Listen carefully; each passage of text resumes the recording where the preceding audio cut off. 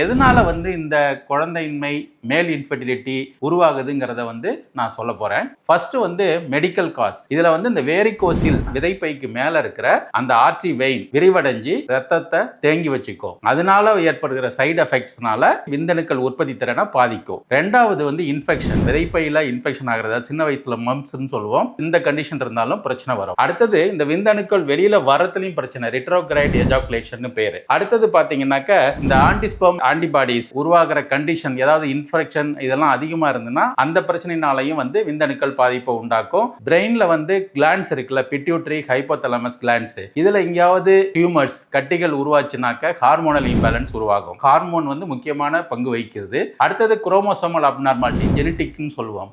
46XY 46XX இதுக்கு பதிலா வேற விதமான மாற்றங்கள் இருந்தாலோ விந்தணுக்கள் பாதிப்பு உண்டாக்கும். அடுத்தது செக்ஷுவல் டிஸ்ஃபங்க்ஷன். உங்களுக்கே தெரியும், இது ரொம்ப முக்கியமான ஃபேக்டர். நியூலி மேரிட் கப்புள் குழந்தை இல்லைன்னு வந்தா முதல் காரணமே என்னவா இருக்கும்? Sexual dysfunction. அடுத்தது எனி சர்ஜரி, வாஸ் டிஃபரன்ஸ், அதை கட் பண்றது, வாசெக்டமி, இல்லனா சர்ஜிக்கல் இன்ஜுரி, ஏதாவது ஆபரேஷன் பண்ணும்போது இன்ஜுரி ஆகிறது இந்த ட்ராக்ட். இன்னொரு முக்கியமான கண்டிஷன் என்னன்னாக்க மேல இருந்து அந்த விதைப்பை கீழே இறங்கணும். குழந்தை உருவானதுக்கு அப்புறம், குழந்தை பிறந்ததுக்கு அப்புறம் விதைப்பைக்கு சேரணும். அதுல எங்கேயாவது ப்ராப்ளம் இருந்தால் அதற்கு பேர் அன்டிசெண்டட் டெஸ்டிகல்ஸ் பேரு. இது எல்லாமே மெடிக்கல் காசஸ்.